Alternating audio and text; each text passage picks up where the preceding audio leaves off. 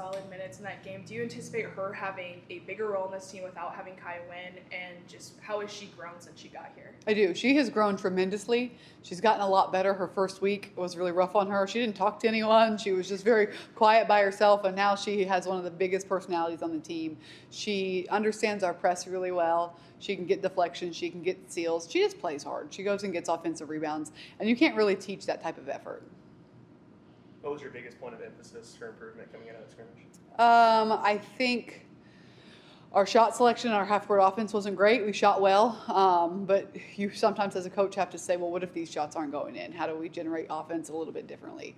And so shot selection, more movement on offense. We have still been turning the ball over in practice a lot, and so just making sure that we fix those things going forward. How do you balance like the speed of the game and then them getting comfortable and set on offense so they do have better soft selection? Yeah, it takes time. It takes a lot of film, a lot of time, and there's a lot of things when you play this way of, hey, we're shooting great, but it comes in waves. Hey, we're not shooting great, so we have to work a little bit harder for our shots. And so all of those things, you can really only learn them in game situations. And so it takes, as I said, it takes some time. For you, are there any maybe nerves this week just knowing that you finally get to step out on the court and coach your first game at Tennessee? Oh, I'm always nervous. Always. And I will always be nervous. That's just the type of person that I am. And so, you just prepare as much as you can prepare. But, of course, as it gets closer to game time, no matter what, where, or when we are, I'll be nervous. But excited. Always excited. Okay. Yeah, and it was really good to see the exhibition. That was great for us to be able to just see the intros, to see the lights, to see the fan base, to hear how loud it was. So all of that was great. Yeah, how much did you like that intro? That was awesome. Nothing I've ever even seen before, so it was great. Yeah.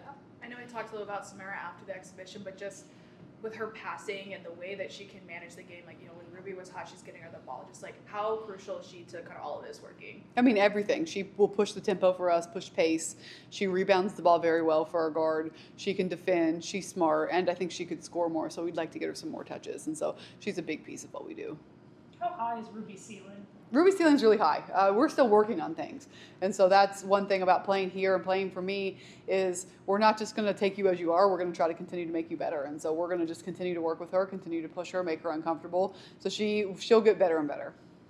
At this point in the offseason, how much focus is still on yourself to kind of get everything ironed out compared to preparing for teams you're about to face? It's about half and half. We'll go scout specific and go over plays and what we'll see on defense and all of that, but we're still working on us. We'll still do skill work every day. With the subbing, it felt like you settled into two different units almost. 3 or 4 players kind of play with the same unit every time. Just what goes into balancing that out and how you decide that? Yeah, that takes some time, so that you'll see that change. That'll change probably up until January, and people will be able to earn themselves more minutes and be able to play a little bit longer, so they won't look quite the same, but it's so much easier, I've learned, to start at this foundation and add more than it is to start higher and then take away. And so we're just still going to work out those combinations and who can play the longest and win. And again, it's some stuff that takes time.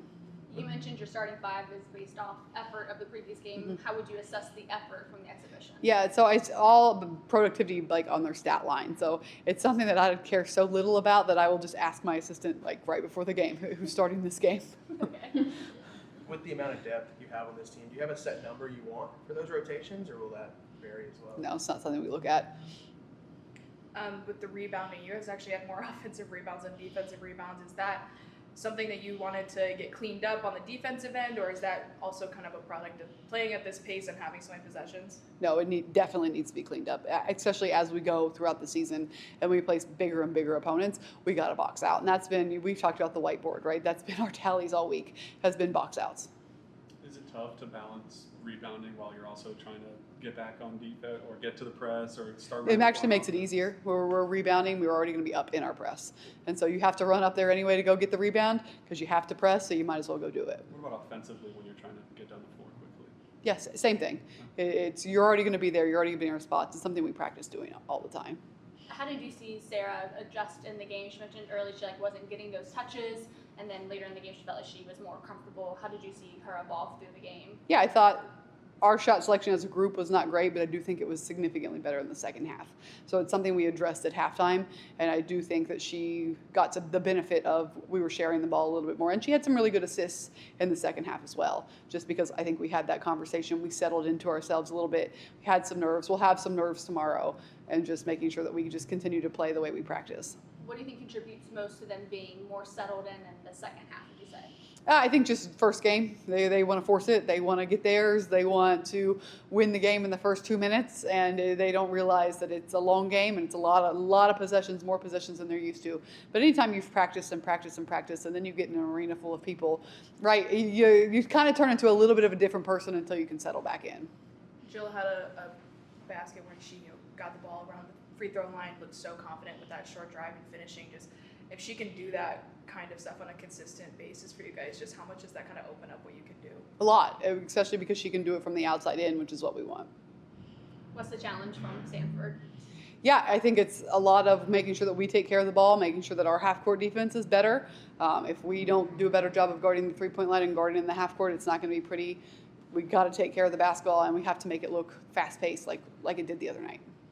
With the defense on three-pointers, how you mentioned after the game, did that feel like a communication issue or just kind of them getting used to the... No, communication issue. Thank you, Coach. Thank you, guys. Thank you. I love